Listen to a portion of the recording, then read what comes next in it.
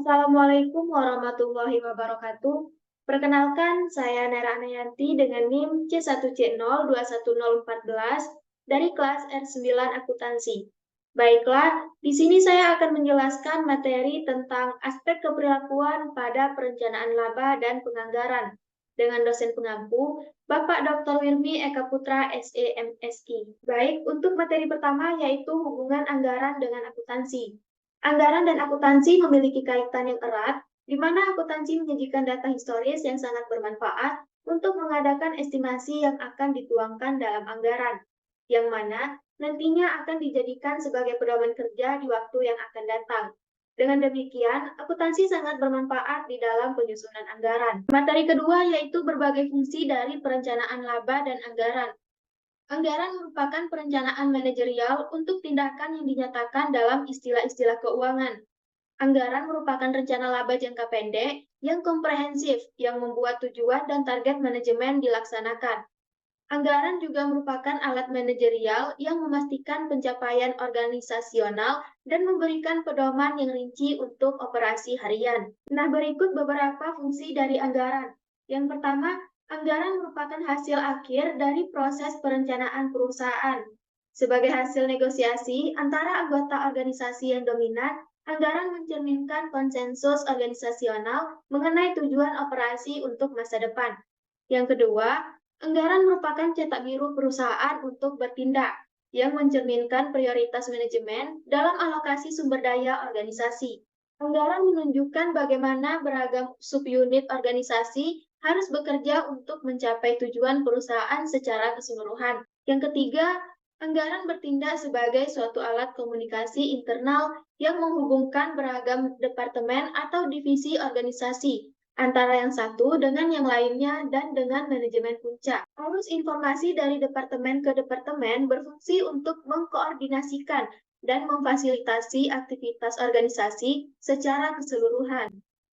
Yang keempat, dengan menetapkan tujuan dalam kriteria kinerja yang dapat diukur, anggaran berfungsi sebagai standar terhadap mana hasil operasi aktual dapat dibandingkan. Yang kelima, anggaran berfungsi sebagai alat pengendalian yang memungkinkan manajemen untuk menemukan bidang-bidang yang menjadi kekuatan atau kelemahan suatu perusahaan. Dan yang keenam, anggaran mencoba untuk mempengaruhi dan memotivasi baik manajer maupun karyawan untuk terus bertindak dengan cara yang konsisten dengan operasi yang efektif dan efisien serta selaras dengan tujuan organisasi. Materi selanjutnya yaitu tentang pandangan perilaku terhadap proses penyusunan anggaran. Tahapan utama dalam proses penyusunan anggaran yang pertama ada tahap penetapan tujuan, yang mana pada tahap penetapan tujuan, aktivitas perencanaan dimulai dengan menerjemahkan tujuan organisasi yang luas ke dalam tujuan-tujuan aktivitas yang khusus. Yang kedua, tahap implementasi.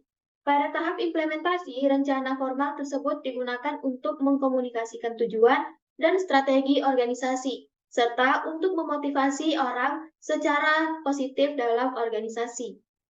Yang ketiga, tahap pengendalian dan evaluasi kinerja.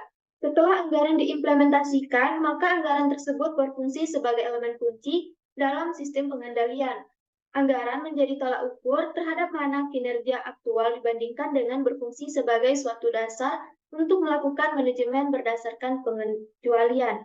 Materi berikutnya yaitu tentang konsekuensi disfungsional dari proses penyusunan anggaran. Berbagai fungsi anggaran seperti penetapan suatu tujuan, pengendalian, dan mekanisme evaluasi kinerja dapat memicu berbagai konsekuensi disfungsional. Seperti yang pertama, rasa tidak percaya. Alasan dari rasa tidak percaya ini didasarkan pada keyakinan penyelia. Yang pertama, anggaran cenderung untuk terlalu menyederhanakan atau mendistorsi situasi real dan gagal untuk memungkinkan dimasukkannya variasi dalam faktor-faktor eksternal. Yang kedua, anggaran mencerminkan variabel-variabel kualitatif. Yang ketiga, anggaran hanya menginformasikan apa yang telah diketahui oleh penyelia.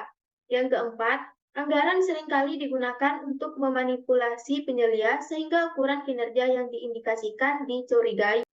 Yang kelima, laporan anggaran menekankan pada hasil, bukan pada alasan. Yang keenam, anggaran mengganggu gaya kepemimpinan penyelia. Dan yang ketujuh, anggaran cenderung untuk menekankan pada kegagalan. Selanjutnya yaitu resistensi.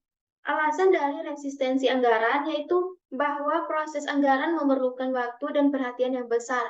Yang ketiga yaitu konflik internal. Konflik internal menciptakan suatu lingkungan kerja yang kompetitif dan bermusuhan. Konflik dapat menyebabkan orang berfokus pada kebutuhan departemennya sendiri secara eksklusif dari departemen kebutuhan dari organisasi secara total. Yang keempat, efek samping lain yang tidak diinginkan. Efek samping lain yang tidak diinginkan yang dapat berkembang yaitu penekanan yang berlebihan pada kinerja departemental dan kurang menekankan pada kinerja organisasi secara keseluruhan. Materi kelima yaitu relevansi konsep ilmu keperilakuan dalam lingkungan perencanaan anggaran. Yang pertama, dampak dari lingkungan perencanaan. Sebelum konsep ilmu keperilakuan yang mempengaruhi proses perencanaan atau penyusunan anggaran dapat dibahas dengan berarti adalah perlu untuk memperkenalkan faktor-faktor yang menimbulkan variasi dalam lingkungan perencanaan. Lingkungan perencanaan mengacu pada struktur, proses, dan pola-pola interaksi dalam penetapan kerja. Yang kedua yaitu ukuran dan struktur organisasi.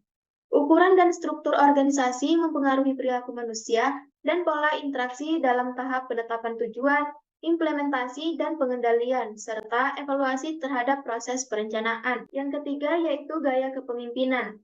Gaya kepemimpinan juga mempengaruhi lingkungan dalam perencanaan organisasi. Yang keempat, stabilitas lingkungan organisasi. Faktor lainnya yang mempengaruhi lingkungan perencanaan adalah lingkungan eksternal. Lingkungan tersebut meliputi iklim politik dan ekonomi, ketersediaan pasokan, struktur industri yang melayani organisasi, hakikat persaingan, dan lain sebagainya. Selanjutnya, materi terakhir yaitu tentang konsep-konsep keperilakuan yang relevan dalam proses penyusunan anggaran. Yang pertama, tahap penetapan tujuan. Tahap penetapan tujuan adalah penting untuk diingat bahwa orang-orang di dalam organisasi bertanggung jawab untuk menentukan sasaran dan menetapkan tujuan. Yang kedua yaitu keselarasan tujuan. Jika keselarasan tujuan tidak diterapkan, maka berbagai masalah dapat berkembang. Yang ketiga yaitu partisipasi. Partisipasi adalah suatu proses pengambilan keputusan bersama oleh dua bagian atau lebih pihak, di mana keputusan tersebut akan memiliki dampak masa depan terhadap mereka yang membuatnya. Yang keempat yaitu manfaat partisipasi. Salah satu manfaat dari partisipasi yang berhasil adalah bahwa partisipasi menjadi terlibat secara emosi dan bukan hanya secara tugas dalam pekerjaan mereka. Yang kelima, batasan dan permasalahan partisipasi. Partisipasi dalam penetapan tujuan mempunyai keterbatasannya tersendiri. Proses partisipasi memberikan kekuasaan pada para manajer untuk menetapkan isi dari anggaran mereka. Yang keenam, tahap implementasi. Setelah tahap organisasi ditetapkan, Direktur Perencanaan mengkonsolidasikannya ke dalam anggaran formal yang komprehensif. Selanjutnya yang ketujuh yaitu pengomunikasian anggaran.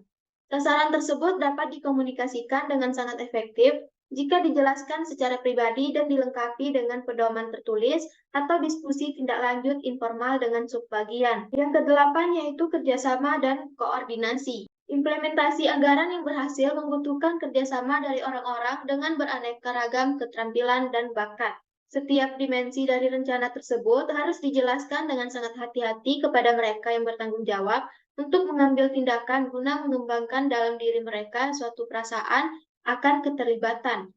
Koordinasi adalah seni menggabungkan secara efektif seluruh sumber daya organisasi. Dari sudut pandang keperilakuan, hal ini berarti menggabungkan bakat kekuatan dari setiap partisipasi organisasi dan membuatnya berjuang untuk mencapai tujuan yang sama. Yang kesembilan yaitu tahap pengendalian dan evaluasi kinerja. Tujuan-tujuan yang dianggarkan jarang dicapai tanpa memantau kemajuan karyawan secara kontinu terhadap pencapaian tujuan mereka. Dalam tahap pengendalian dan evaluasi kinerja, kinerja aktual dibandingkan dengan standar yang dianggarkan guna menentukan bidang-bidang permasalahan dalam organisasi tersebut dan menyarankan tindakan yang sesuai untuk memperbaiki kinerja yang di bawah standar. Yang terakhir yaitu laporan-laporan kinerja. Laporan kinerja juga dapat mendorong karyawan untuk merasakan tekanan, kegelisahan, iri hati, kemarahan, kecil hati, penyesalan, kegembiraan, dan lain sebagainya. Kita mengetahui dari ilmu pengetahuan sosial bahwa orang akan bertindak berdasarkan pada apa yang mereka pikirkan atau mereka rasakan. Dengan demikian, Direktur perencanaan sebaiknya sangat sensitif terhadap reaksi manusia terhadap laporan kinerja. Baiklah, sekian materi yang dapat saya jelaskan. Lebih dan kurang saya mohon maaf. Saya akhiri dengan wassalamualaikum warahmatullahi wabarakatuh. Terima kasih.